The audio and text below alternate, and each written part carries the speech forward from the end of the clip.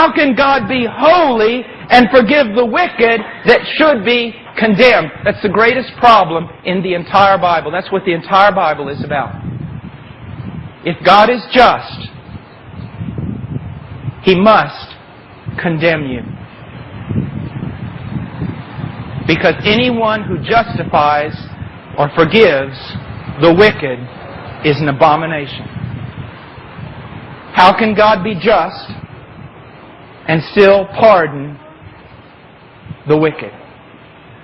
That's where the word propitiation comes in. God became a man.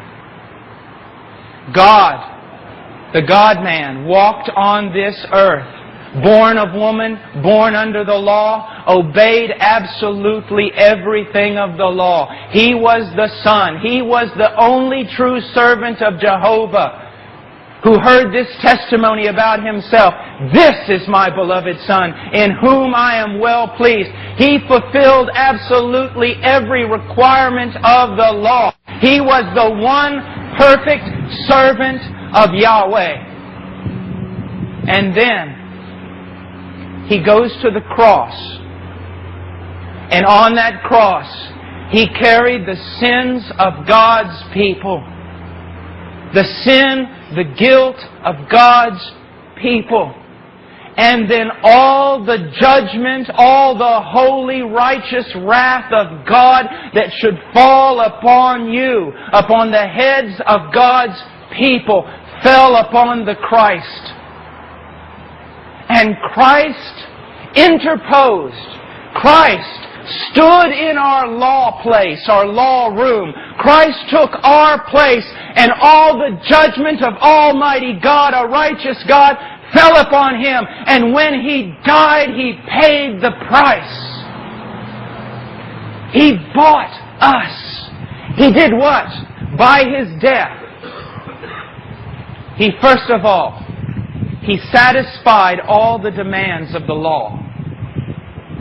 The law demands that you be punished for every crime you have ever committed, and that is death. When He died on that tree, He satisfied the demands of the law. Now let me say something here that's very important, because I don't want you to get confused.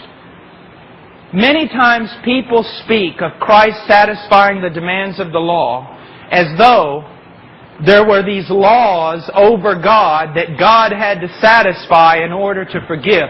That is not what it means at all. And I've heard people preach it that way, at least it sounded that way. No, these laws are a revelation, are a reflection of the very character and nature of God. God's just law had to be satisfied because they're His laws and they flow forth from His just character. God cannot be inconsistent within Himself. His justice must be satisfied. And when Christ died on that tree, the law was satisfied. God's justice was satisfied. But not only that, wrath was appeased. Sometimes people will come to me and I'll say, "Hey, what's going on?" They say, "God saved me." I said, "From what?" And they say, "Well, I never thought about that." Well, He saved you. From what did He save you? Well, He saved me from hell. No, not really. Well, He saved me from sin. Nope. Well then, from whom did God save me? God saved you from God.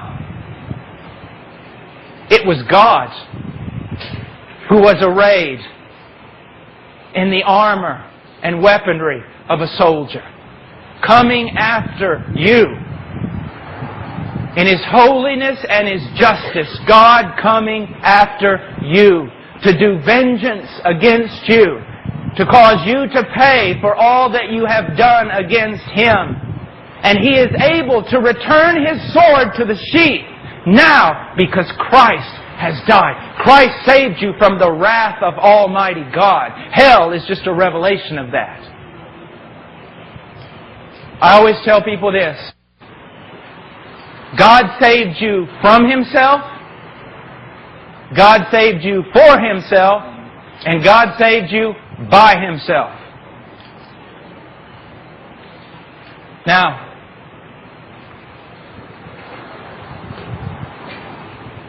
I do this, I never hardly preach in a place unless I mention the following thing, and that is Galatians 3:10 and Galatians 3:13. I just want you to think about this. What does it say? It says, "Cursed is every man who does not abide by all the things written in the book of the law to perform them." Cursed is every man. That means every one of us prior to our conversion was under a curse. That means everyone here who is not truly converted is under a curse. Now you say, well, what does that mean? When you think of curse, you think of some little old lady from Southern Europe who's going to put a hex or an evil eye on you. That's not what it means. I have gone through the Bible for a long time trying to find a definition of a curse that would rightly bring forth the terror of the name. And I haven't found one. But let me just give you this. To be under a curse means that in your sin, you are so desperately wicked and vile and grotesque before not only a holy God, but the holy inhabitants of heaven, that the last thing you will hear when you take your first step into hell is all of creation standing to its feet and applauding God because He has rid the earth of you.